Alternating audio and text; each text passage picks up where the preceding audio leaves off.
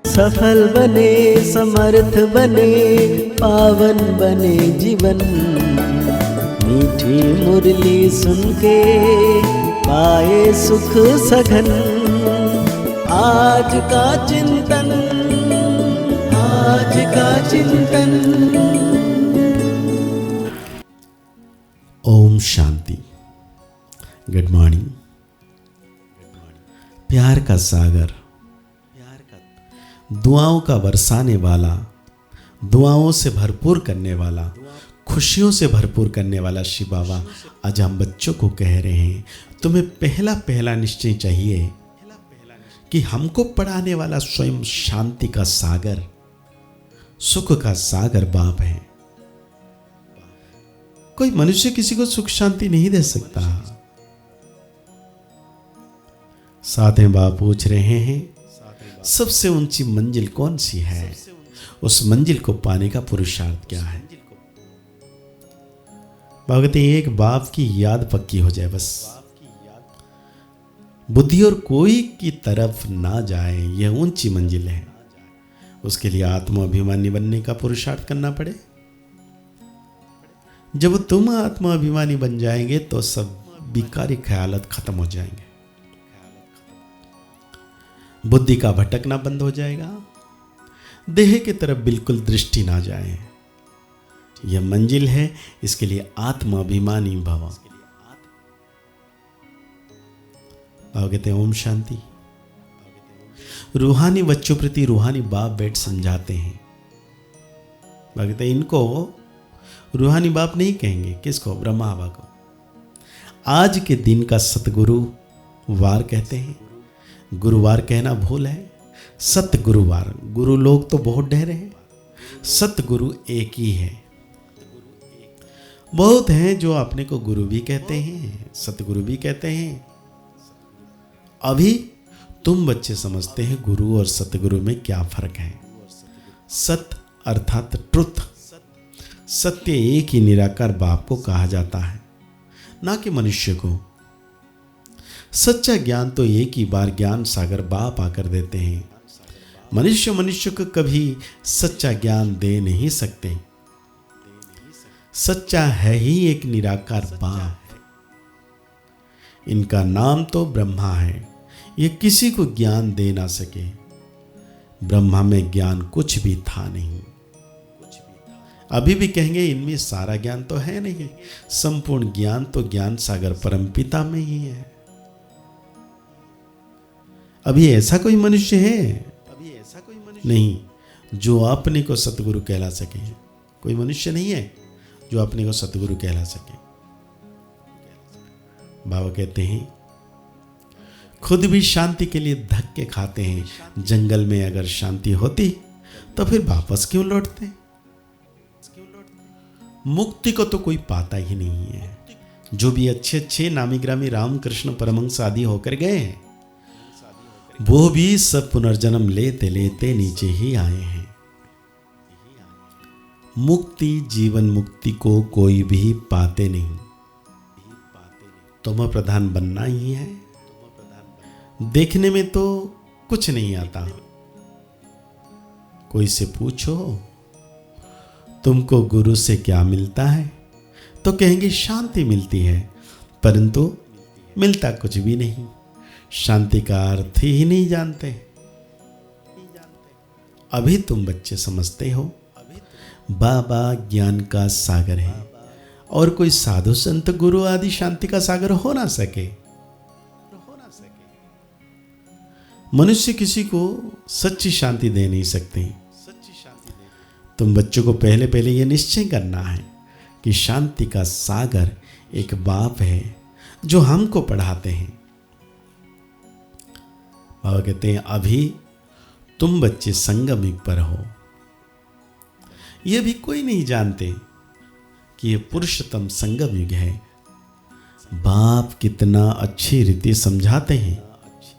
बहुत हैं जिनको पूरा निश्चय है, कोई को सेमी निश्चय है, कोई को 100%, कोई को 10% भी है।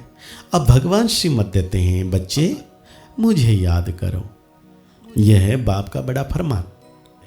निश्चय हो तब तो उस फरमान पर चले ना।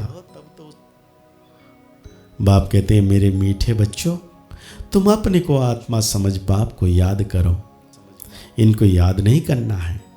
मैं नहीं कहता बाबा मेरे द्वारा तुमको कहते हैं, जैसे तुम बच्चे पढ़ते हो तो ये भी पढ़ता है, सब स्टूडेंट हैं, पढ़ाने वाला एक टीचर है, वो सब मनुष्य को पढ़ाते हैं। यहां तुम ईश्वर से पढ़ते हो, तुम आत्माएं पढ़ती हो, तुम्हारी आत्मा फिर पढ़ाती है। इसमें बहुत आत्माभिमानी बनना है। वरिष्ठ इंजीनियर आत्मा ही बनती है। आत्मा को अब देह अभिमान आ गया है, आत्मा अभिमानी के बदले देह अभिमान बन पड़े हैं। जब आत्मा अभिमानी हो तब विकारी नहीं कहला सकते, उनको कभी विकारी ख्याल भी नहीं आ सकता। देह अभिमान से ही विकारी ख्याल आते हैं, फिर विकार की ही दृष्टि से देखते हैं। देवताओं की विकारी दृष्टि कभी हो नहीं सकती। ज्ञान से फिर दृष्टि बदल जाती है। सत्संग में ऐसे थोड़ी ही प्यार करेंगे, डांस करेंगे, वहां प्यार करेंगे परंतु विकार की बांस नहीं होगी। जन्म जन्मांतर विकार में गए तो वो नशा बहुत मुश्किल उतरता है। बाप निर्विकारी बनाते हैं तो कई बच्चियां बिल्कुल मजबूत हो जाती हैं। बस हमको तो पूरा निर्विकारी बनना है, हम अकेले थे, अकेले ही जाना है। उनको कोई थोड़ा टच करेगा तो अच्छा नहीं लगेगा, कहेंगे यह हमको हाथ क्यों लगाते हैं, इनमें विकारी बांस है। विकारी हमको टच भी ना करें। इस मंजिल पर पहुंचना है, देह तरफ बिल्कुल दृष्टि ना रहे। कोई कहते हैं इनमें शक्ति है, परंतु शक्ति की कोई बात ही नहीं, यह तो पढ़ाई है। जैसे और भी पढ़ते हैं, यह भी पढ़ते हैं। प्यूरिटी के लिए कितना माथा मारना पड़ता है, बड़ी मेहनत है। इसलिए बाप कहते हैं एक दो को आत्मा ही देखो। सत्संग में भी तुम आत्माभिमानी रहते थे, वहां तो रावण राज्य है नहीं, विकार की बात ही नहीं है। वह रावण राज्य में सब, यहाँ जो है सब विकारी है। इसलिए बाप आकर निर्विकारी बनाते हैं। पहले पहले तो जरूरी एक राजा रानी होंगे, फिर डिनास्टी होगी, प्रजा ढेर बनती है, उसमें अवस्थाओं का फर्क पड़ेगा। बाबा कहते हैं जिनको पूरा निश्चय नहीं, वो पूरा पढ़ भी ना सके, पवित्र बन ना सके। आधा कल्प के पतित एक जन्म में 21 जन्म के लिए पावन बने। मासी का घर है क्या, मुख्य है ही काम की बात। क्रोध आदि का इतना नहीं, कहाँ बुद्धि जाती है तो जरूर बाप को याद नहीं करते हैं। बाप की याद पक्की हो जाएगी, फिर कोई तरफ बुद्धि नहीं जाएगी। बहुत ऊंची मंजिल है। तो आज बाबा धारणाओं में कहते हैं ज्ञान से अपनी दृष्टि का परिवर्तन करना है। आत्मा अभिमानी बन विकारी ख्यालत समाप्त करने हैं। किसी भी विकार की बांस ना रहे, देह तरफ बिल्कुल दृष्टि ना जाए। और दूसरी बात बाबा कह रहे हैं बेहद का बाप ही हमें पढ़ाते हैं, ऐसा पक्का निश्चय हो तब याद मजबूत होगी। ध्यान रहे माया निश्चय से जरा भी हिला ना दे। बाबा सावधान भी कर रहे हैं और आज बाबा वरदान दे रहे हैं सेवा भाव से सेवा करते हुए आगे बढ़ने और बढ़ाने वाले निर्विघ्न सेवाधारी भाव। बाबा कहते हैं सेवा भाव सफलता दिलाता है। सेवा में अगर अहंग भाव आ गया तो उसको सेवा भाव नहीं कहेंगे।